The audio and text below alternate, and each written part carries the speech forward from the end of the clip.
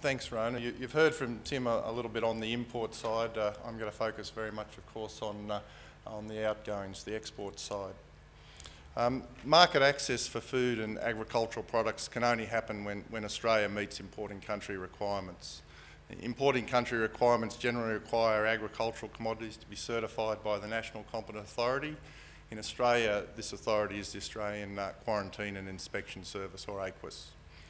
Certification by AQUIS directly in response to importing country requirements and is issued on a government-to-government basis. To give you a sense, we issue around 300,000 various certificates every year. They go to about 160 different countries, and they're produced, depending on the particular country, there's 9 languages that we use within our EXTOC system to produce those certificates.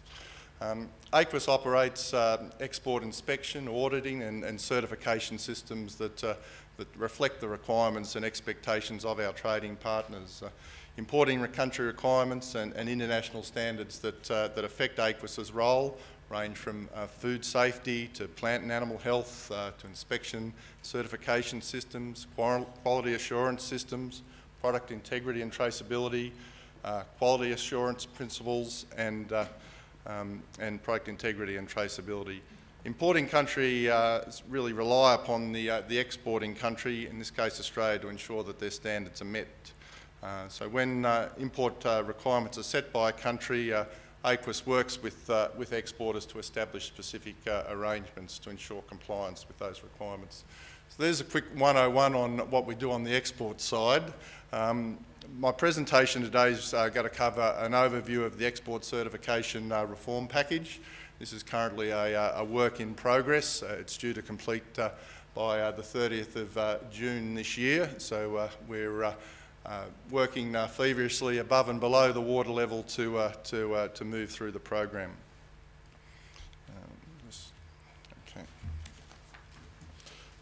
Many of the challenges we face are well known today and are not necessarily unique to AQUIS's role as a regulator. Australia's got a proud record on food safety and consistently meeting importing country requirements.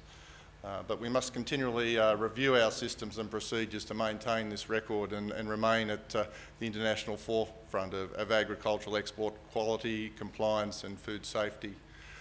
Someone asked me a little while ago in a meeting in Sydney with industry where we sat on the league table on as an export certifier. I was going to say no comment, but the truth is that we're not in the #1 position at the moment. So this reform process, from our perspective, is about making sure that we're back to the forefront and a leader. The reforms will help ensure that the delivery of export certification continues to contribute to the international competitiveness of our agricultural export industries. So what is the Export Certification Reform Package, or ECRP? The government's funding the Export Certification Reform Package. It's worth in total $127 million, as I said, to the middle of 2011. It's about providing regulatory and supply chain reform, as well as transition funding for the dairy, fish, grain, horticultural, live animal and meat export industries. It includes a new set of export fees and charges to return industry to full cost recovery, and new export fees and charges commenced in December 2009. The main elements of the package: $85.3 million for rebates to assist exporters to transition to the return to full cost recovery. Effectively, we'll be continuing the 40% offset that's been in place since 2001 through to the 30th of June 2011.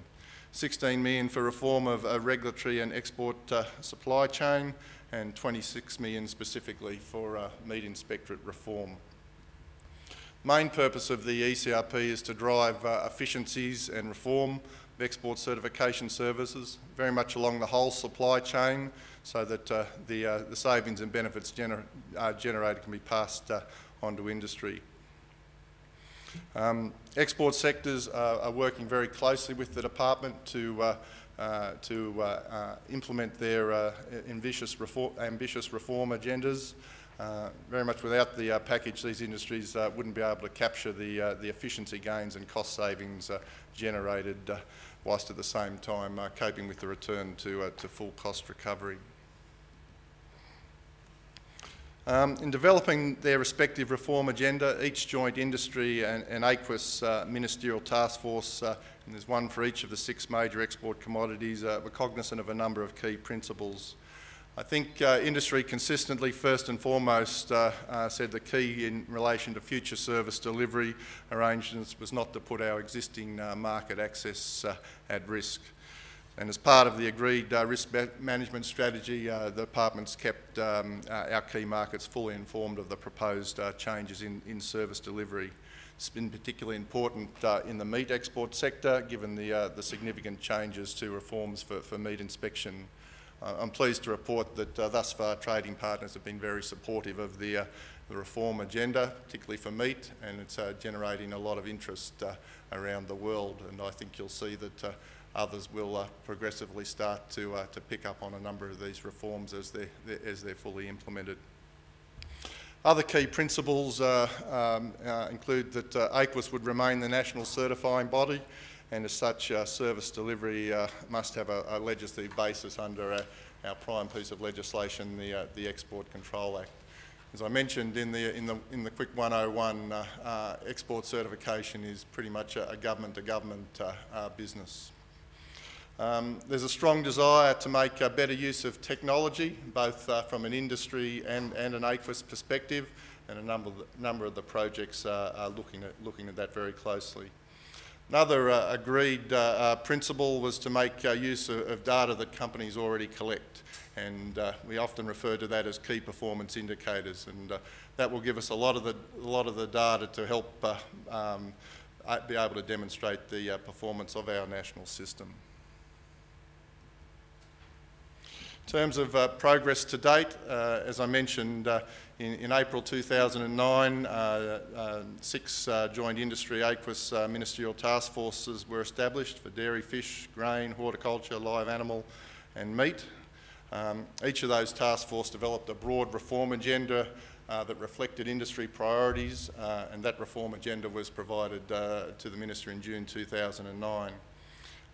We had a little hiatus in September 2009 when the Senate disallowed our new fee and charge instruments, and work on the package was halted following the resolution of that impasse.